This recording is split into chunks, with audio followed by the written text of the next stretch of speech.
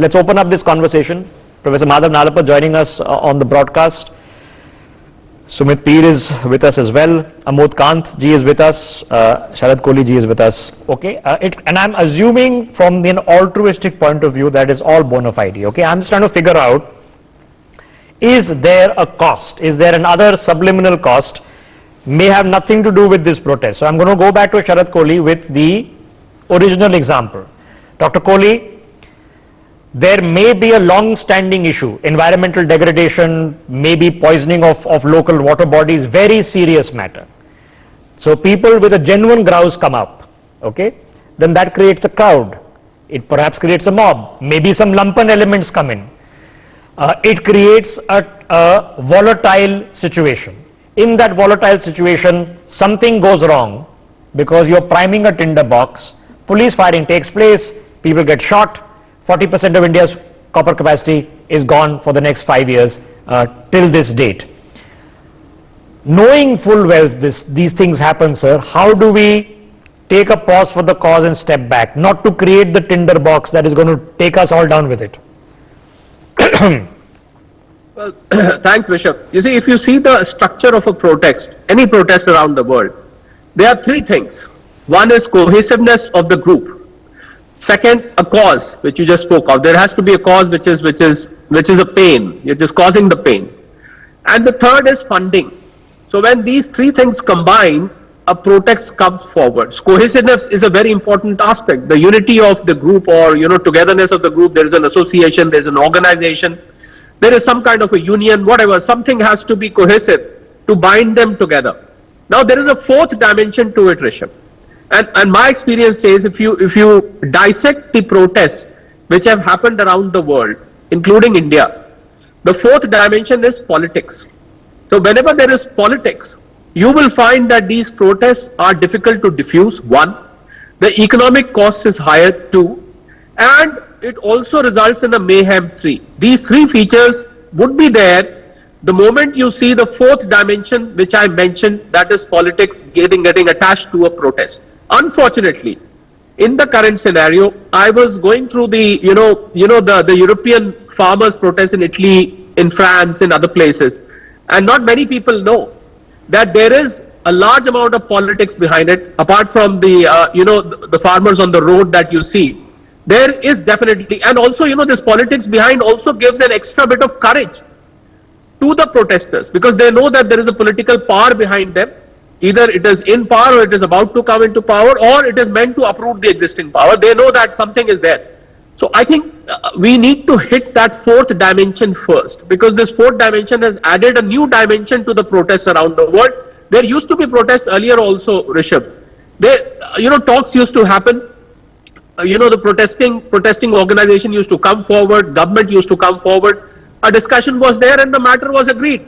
But what I have found is that the touch of politics, the fourth dimension which I spoke of, this touch, politics has brought adamance to the protest. It has brought that ziddi aspect to the protest. It has brought casualties to the protest, unfortunately. So I feel that economic cost, Rishabh, is growing because of this fourth dimension. 3,500 crores per day being the cost of last farmers' protest. And even this one is costing you something like 500, 600 crores a day. I think the best and the worst part is that the impact of the protest, Rishabh, is felt as far as 6 quarters after the protest happens. That is, it hits the GDP up to 6 quarters. Such is a long-lasting impact. Yes. So it will. No. I'd like to complete tracking. I've just ended a telecast discussing this, and I'm assuming that I am going to assume that this is altruistic, that this is honest, and a lot of crowdfunding, chanda collection has happened, and that's paid for the 40 lakh rupee JCB.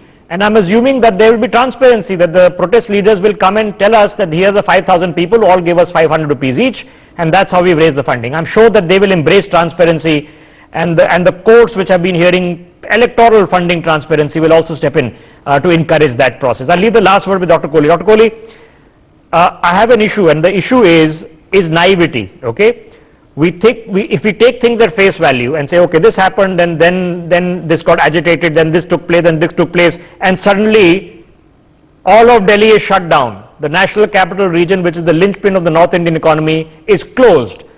the damage is devastating, incalculable. So at the very cusp of it, what should be at least at the back of our mind so that we are not naive?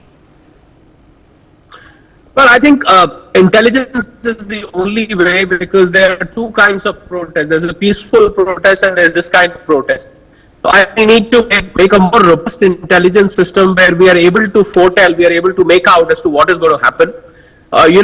Before a protest, there is always a dialogue. You will always see a representation coming to the government and so on and so forth. So I personally feel that government now, in this given situation, must have a special department for protest or some kind of intelligence system where we can foretell and we can nip it in the bud. I think the need is to nip it in the bud, whether it is funding, whether it is the cohesiveness growing, whether it is the issue, brewing into a situation like this. So Okay. there is a preemptive step required, Rishabh. Okay, I'm out of time, Sumit. Quickly, 10 seconds.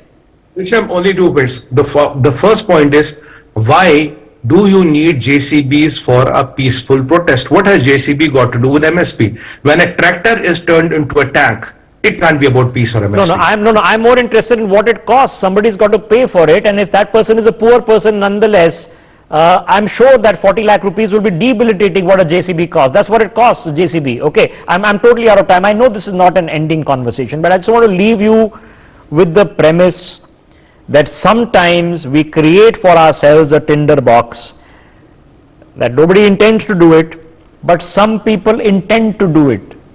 That's what they want. I began by saying sometimes some people just want a little bit of chaos, and we all suffer for it. Now, I'm assuming that's not the intent here. I'm assuming it's altruistic, but the impact is going to be pretty nasty. Delhi is under siege, whether you like it or not. That's the national capital of India. We take a break. See you in a minute.